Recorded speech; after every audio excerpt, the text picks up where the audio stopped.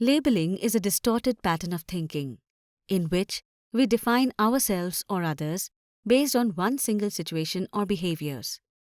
These labels can be dumb, jerk, horrible, clumsy, or any negative adjective that we prescribe to someone simply because one behavior or act on their part did not go well.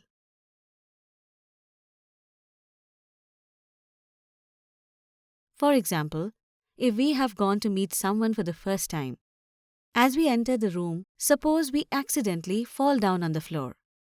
While picking ourselves up, we end up labeling ourselves as stupid or clumsy.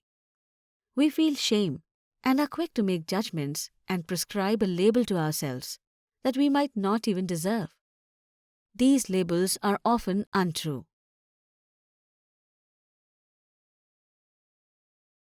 Ajay was sitting in his coaching class, and his teacher asked a question to all the students about the topic she was teaching.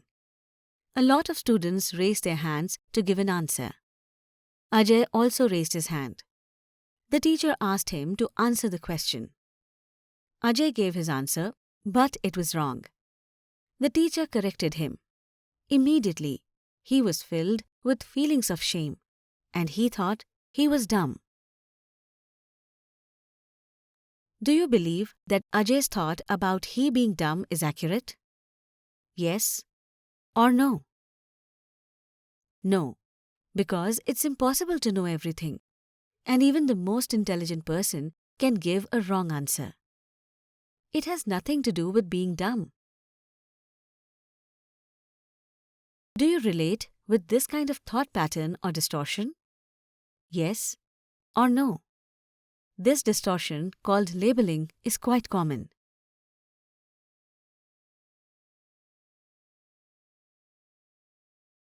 According to the labeling cognitive distortion, we view the entire person through a single label, as if he is the label himself.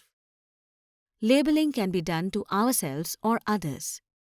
Labeling as a cognitive distortion, in addition to causing erroneous thinking, can fuel and maintain painful emotions. If you fail a test and come to the conclusion that this means you're a failure, it will likely trigger feelings of sadness, despair, hopelessness, etc.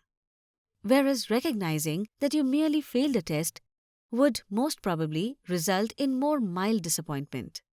Furthermore, if you believe the label, identifying as a failure, you won't know what to do to solve the problem. Failing a test means you need to study more.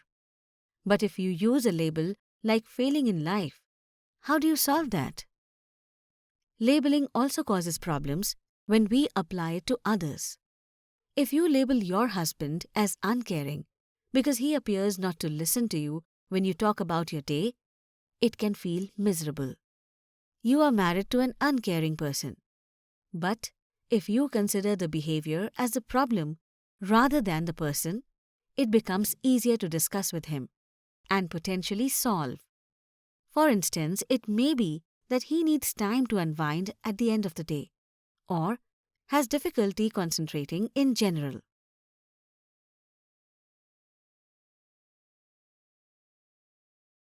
Look at the whole picture. One incident is not enough for defining anyone. It is natural to fail or to be flawed. However, in order to evaluate someone accurately, we must focus on the whole picture. We must make the effort to become aware of the strengths, weaknesses, and other experiences of others and ourselves in order to reach an accurate conclusion rather than a hasty one. Look for evidence. Labeling is almost like a quick judgment without any efforts involved. It is important to take a pause between one's behavior and our judgment. It is essential to look for evidence or facts that can test the validity of our judgments. When labeling others, for example, if we label someone as dumb, we must ask ourselves questions such as, what is the definition of dumb? And is the person we are labeling actually fit that definition? Is one behavior enough to define someone? Do we need to know anything else about the person before we reach a judgment? For example, dumb means someone who has low intellectual capacity, and giving one wrong answer in the class definitely does not make someone dumb. Checking out the dictionary meanings of our labels help in order to decide if the person should be labeled in any way. Separate the behavior from the person himself. An individual is above and beyond their behaviors, independent incidents, mistakes, flaws. There is so much to a human being than one mistake, one flaw, or one weakness. It is highly essential to know that a behavior is separate from a person. Labels usually define the whole person, which is extremely unfair and uncalled for. Therefore, instead of saying that this person is bad, dumb, or stupid, try saying statements such as, "The person made a mistake. He acted in an inappropriate manner. He behaved as if he was not aware of the right answer." These statements that mention about the act and the behavior separate the behavior from the person. One can apply these rules to oneself too and develop healthy thinking. Be compassionate and empathetic. Judgments are easy to make, and they can often hurt someone's emotions and feelings. Therefore, it is highly essential to show compassion and empathy to others and ourselves.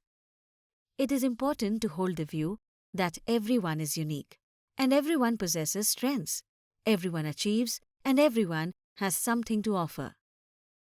Mistakes, flaws, failures, and weaknesses need to be normalized.